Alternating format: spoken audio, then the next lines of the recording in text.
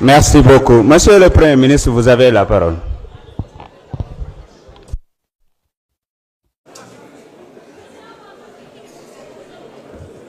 Merci, Monsieur le Président. Je crois qu'il y a eu 50 000 questions en une, mais dinañ ci tontu yenn yi rek. Et je me réjouis de voir que une certaine opposition essaie de s'agripper à tous les branchages.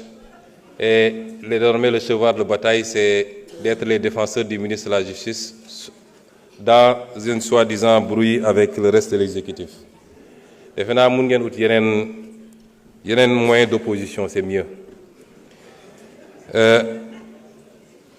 wax nga ci mbirum licenciement yi, je crois que su dee da ngeen tudd licenciement politique rek yéen a ko wax licenciement politique ça veut dire que recrutement politique amoon na. Pour recrutement politique am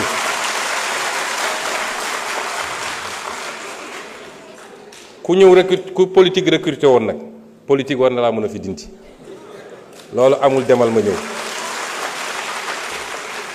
Mais il se trouve que ce n'est même pas ça. Le problème, ministre Birame Souleye Diop wax na ko léegi. On vous a donné des arguments techniques. Répondez par rapport à des arguments techniques. Nee nga justice, il faut me prononcer. Kan moo tere justice prononcé wu? Les gens sont libres d'aller en justice pour dire que d'accord moi ci sama licenciement. Et la justice se prononcera. C'est pas un débat, jarul ñëw fi assemblée. Boobu vraiment c'est hors sujet. Ensuite, s'il vous plaît. Vous parlez de justice. Vous savez, wax naa léegi, je ne sais pas dans ce que j'ai défini. Nga xam ne lépp ci constitution laa ko jëlee. Lan mooy le changer régime bi? Est-ce que yow xam nga régime Sénégal kon? Est-ce que vous pouvez me dire, la constitution dit que c'est ça. Je rappelle que c'est ça, vous dites qu'on change le régime. Quand la constitution existante change le régime. C'est-à-dire, il faut arrêter d'être aérien. Dès leen wax loo xam ne dañ naan 1 plus 1 égale 2 constitution article wax na lii est-ce que mooy nañ ko dee leen dellu si noonu ci politique parce que sinon da ngay di nekk di lëndëmal askan wi ci wax yoo xam ne amul bopp amul genn. La justice elle doit être rendue. La justice a été discréditée depuis plusieurs années loolu du lu ñuy nëbb lu Sénégal yëpp d'accord la majorité des acteurs de la justice d'accord nañ ci.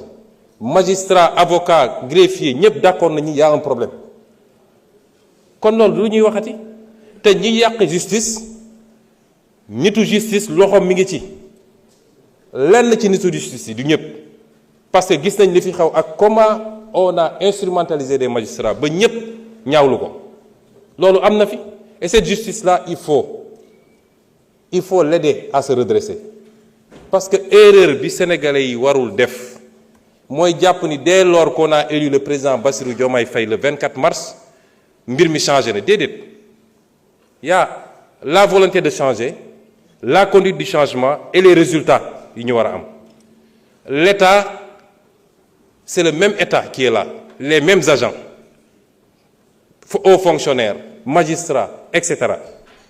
loolu c'est pas parce que changé nga président rek que loolu changé na de liggéey la boo xam ne au jour le jour lañ koy def. Ce qu'on appelle l'état profond, il est encore là, avec ses habitudes.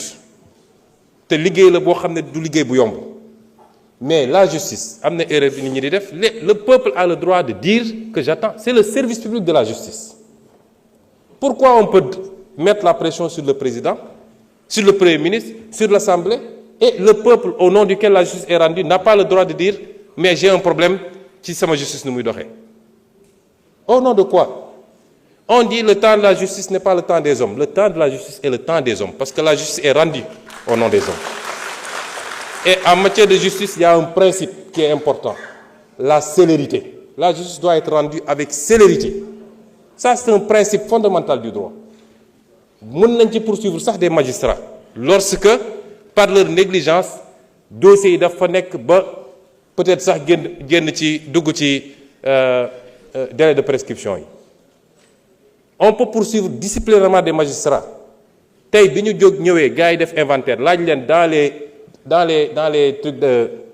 les cabinets d'instruction ñaata dossiers lañ fa fekk des milliers de dossiers qui dorment là-bas depuis longtemps. On peut trouver des justifications peut-être amuñu suffisamment d'effectifs peut-être les conditions de travail. Mais en tout état de cause, la justice doit être rendue avec célérité parce que le citoyen doit pouvoir connaître son sort rapidement et la société doit pouvoir être édifiée sur le sort du citoyen. Est-ce que yoon la ñu ne nit jàpp nañ ko pour une banalité mu def 10 ans ñu ne mu ngi instruction? Est-ce que vous voudriez être dans cette situation vous? Kon yéen opposition da ngeen di ut fu ngeen di langaamu da ngeen amatul argument nee nga que actuellement dañuy dal ci kaw nit ñi. Gis nga la liberté d'expression constitution moo consacré la liberté d'expression. Est-ce que xam nga ban article moo ko wax ci constitution bi ak lan la wax? Je suis sûr que xamoo ko liiroo ko. L'article 10 de la constitution dafa ne chacun a le droit d'exprimer et de diffuser librement ses opinions par la parole, la plume, l'image, la marche pacifique, pourvu que l'exercice de ces droits ne porte atteinte ni à l'honneur, ni à la considération d'autrui, ni à l'ordre public. Ni à l'honneur.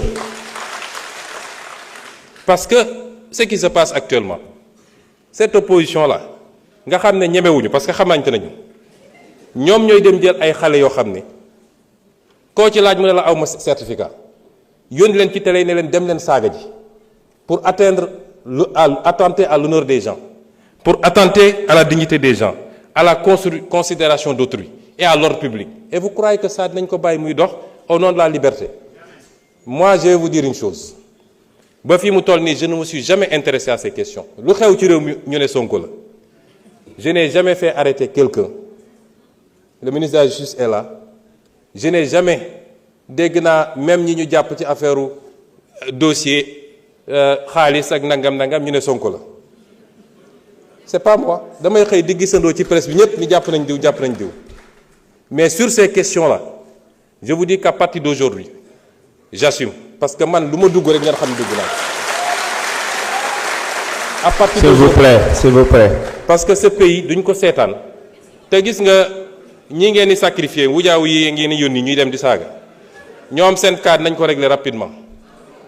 Mu des nag xanaa yéen opposants yi ponkal opposants yi nekk seen kër yor seeni milliards di joxe di fay ay loyer pour nit ñi saagal leen xanaa dañu génn ñeme léegi bis bu ñu effacer ñoo ñëpp ils prendront leur courage pour sortir et on les attend parce que nag yéen a ngi woo ci terrain bu ñu xam ñun terrain bu ñu mën ñoo leen ciy xaar.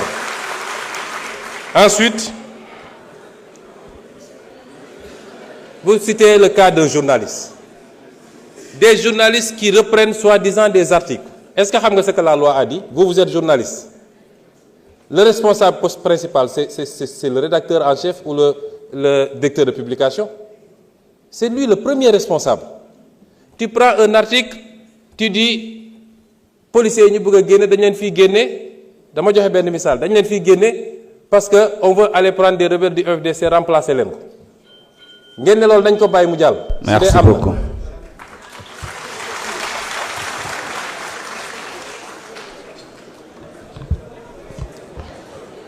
Honorable Ousmane Diop, vous avez la parole.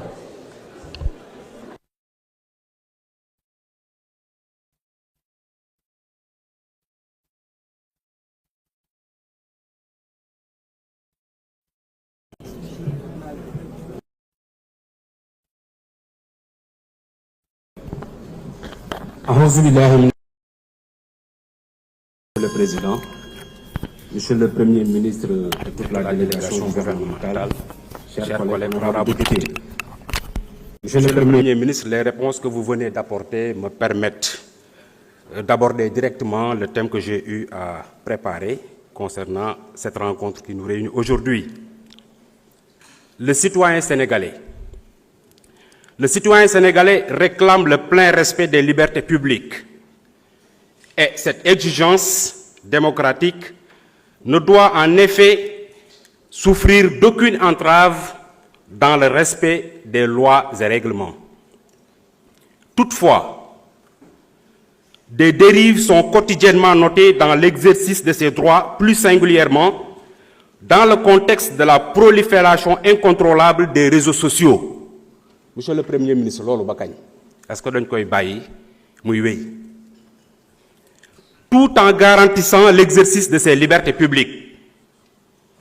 Quels sont les garde-fous d'ordre légal et réglementaire que le gouvernement compte dresser